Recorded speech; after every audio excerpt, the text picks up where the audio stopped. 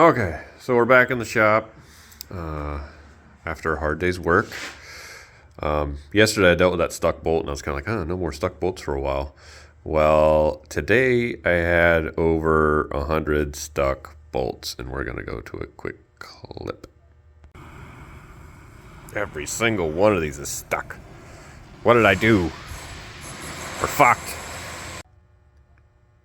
Welcome back. So I had to deal with that. That plate had to come off, and then underneath that plate was a steam plate, and that had 100 bolts in it that were all rusted and not happy. That, if you flip it over, is a 30,000 pound half of a Ford crew cab F-150 floor mold that I had to work on today. So that's what I do for the day job. But then, the true test of a man is not what you can do when you're feeling great. What can you do after you've got your ass handed to you? And we're going to finish up the needle bar. So we are going to clamp this in the vise, right? Yes. Clamp it in the vise upright.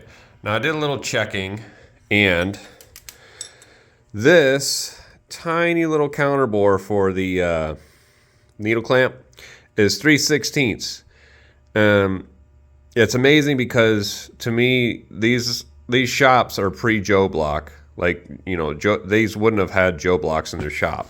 But you can take a 3/16 end mill, and it pops right in there, snug as a bug. These guys' tolerances were like smack on. So that's what I'm going to go by. I'm going to put this in the vise, bring my quill down with this in it, and then clamp my setup in, and then that's it.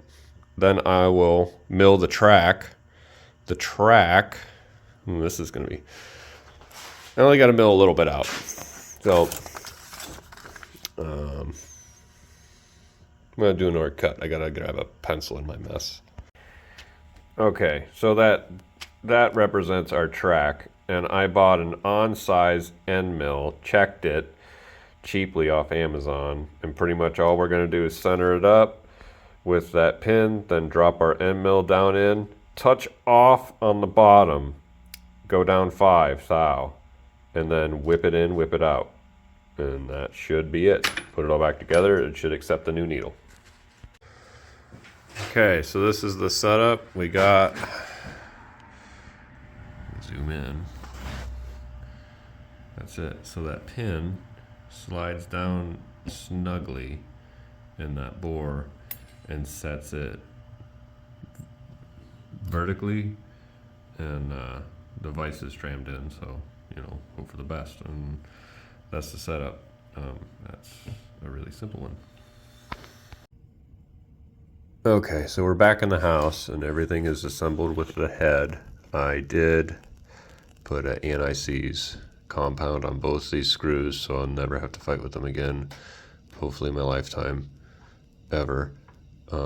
That guy, the adjuster, I did have to break it free and get it and actually adjust it to put it back on.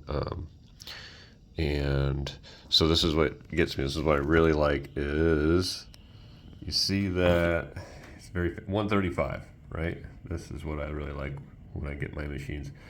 And up here on the crank, we have a 135. So this is a part match machine that somebody, even though these parts are manufactured on, big machine shop, somebody still had to do some hand fitting to get this thing to do what it needed to do. So somebody, was still have to put a lot of craftsmanship into what they were doing. So it's pretty cool.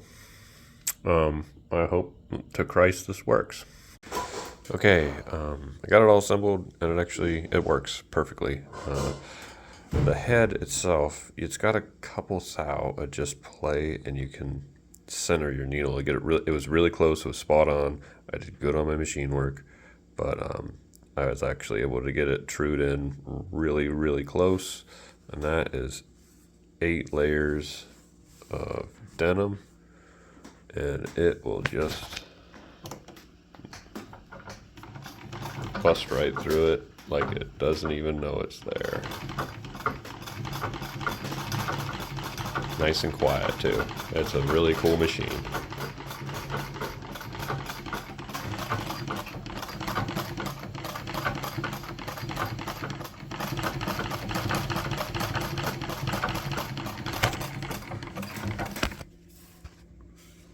Nice red stitch. Very nice, pulled really tight. So if you can get yourself on a Howe, your hands on a Howe, I would. This thing is really beastly, and it's a good unit.